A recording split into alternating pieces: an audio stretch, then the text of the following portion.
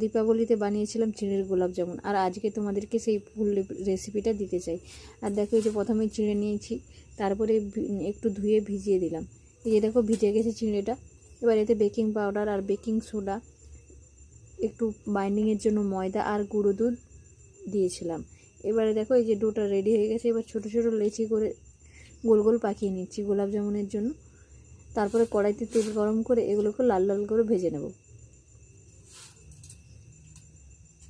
এই দেখো গোল গোল কয়েকটা করেছি। তারপরে চিনি সিরাটাও বানিয়ে নিচ্ছি। চিনি, এলাচ আর জল দিয়ে চিনি সিরাটা বানিয়ে নিলাম। আর তেল গরম করে এই যে দেখো গোলাপ জামুনগুলোকে ভাজতে দিলাম। দেখো প্রায় লাল লাল হয়ে এসছে। এবার নামিয়ে নেব, দিয়ে চিনি সিরাতে ডুবিয়ে দিলেই তৈরি হয়ে যাবে আমাদের চিঁড়ের গোলাপ জামুন। আর ভিডিওটা কেমন লাগলো জানিয়ে। আর মিষ্টিটা তো সেই টেস্টি হয়েছিল।